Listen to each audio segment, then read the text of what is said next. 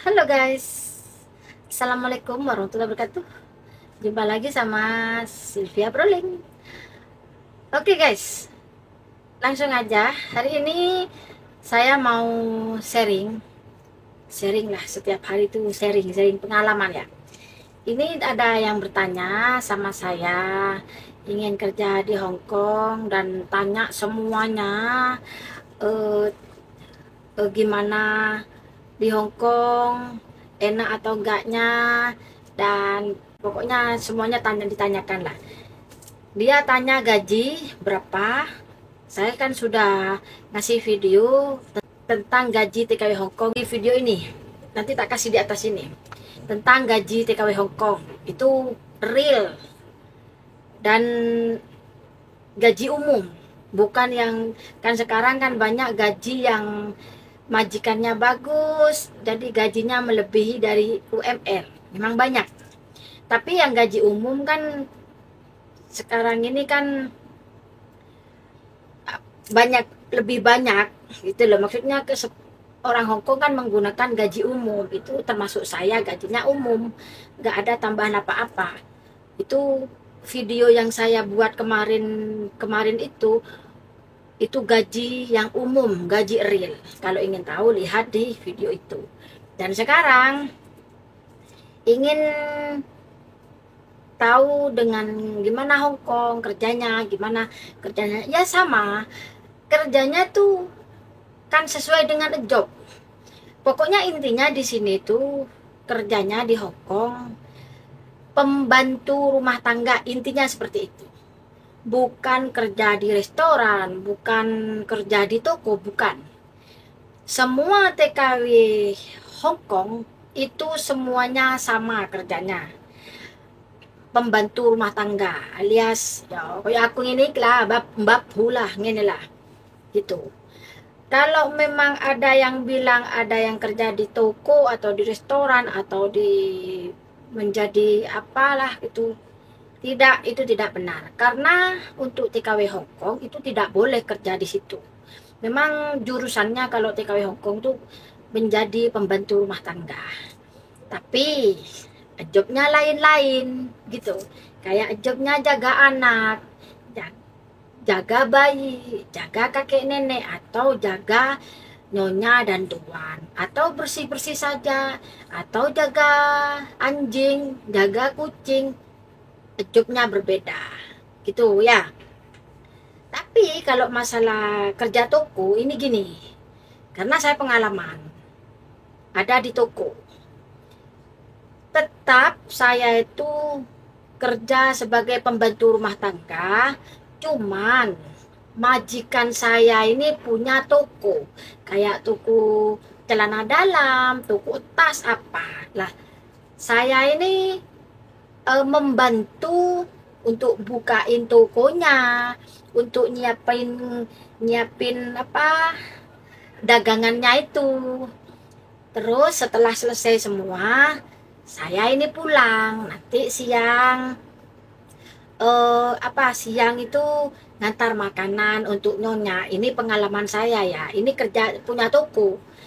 Ngantarkan makanan untuk tuan dan nyonya.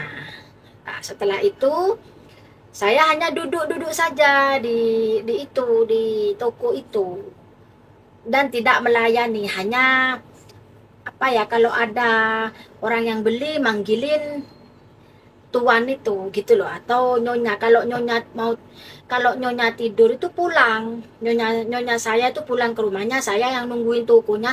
Tapi saya tidak melayani apa-apa. Kalau misalkan ada orang beli beli celana dalam atau beli kaos kaki, saya panggil tuan, ada orang beli gitu.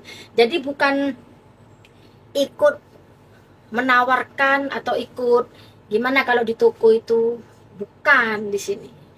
Ingat ya, di Hong Kong itu kalau bagi TKW semuanya kerjaannya sama, pembantu rumah tangga. Kalau bilang ada kerja yang ada di toko, maksudnya ini ada job ini di Hong Kong kerja sebagai di toko, atau eh, kerja di mana, di hotel atau apa, itu nggak ada. Kecuali, ini ada catatan lagi, yang kerja di toko atau di restoran itu kebanyakan orang yang overstay.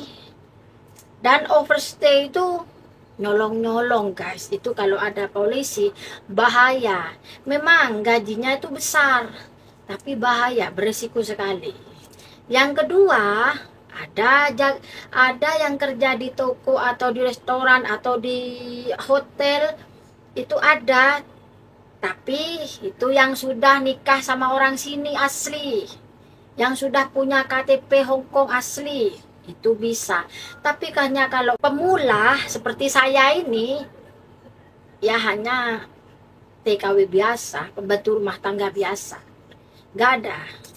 Jadi jangan mudah dimasukin omongan katanya di Hongkong kerja pabrik. Ini khusus wanita ya, katanya di Hongkong kerja pabrik, kerja restoran, kerja toko. Nggak ada, beneran ini nggak ada. Kalau nggak percaya sampean, kalau nggak percaya, kan saya di sini 14 tahun di Hongkong. Jadi tahu. Kalau sampean nggak percaya, bisa tanya dan telepon ke Mbak Yuni TKW Hongkong. Ini lagi masalah peraturan. Kalau masalah peraturan saya tidak bisa, karena bukan ranah saya untuk menjelaskan, karena saya ini bukan agen, bukan calo. Saya ini hanya TKW biasa, dan peraturan pun hanya tahu dasar-dasarnya saja. Kalau ingin tahu peraturan lebih detail apa-apa saja, bisa telepon Mbak Yuni TKW Hongkong, atau kalau ingin masuk mau komunikasi tentang apa, bisa di sana, atau bisa WhatsApp saya dan tak kasih tahu agent biar tanya-tanya ke agent saya, bisa gitu, karena agent saya itu baik gitu loh. Lah gini, kalau memang teman-teman di Indonesia dengar, maksudnya apa ya, excited ingin pergi ke Hongkong, kerja ke Hongkong, kalau ada yang bilang itu kerja pabrik atau restoran atau toko, memang besar. Kalau di restoran, kalau di toko itu memang besar gajinya, tapi bukan untuk seperti saya ini, kayak seperti yang ada di PT, sekolah di PT, terbang ke Hongkong itu jadi kan pemula TKI Hongkong.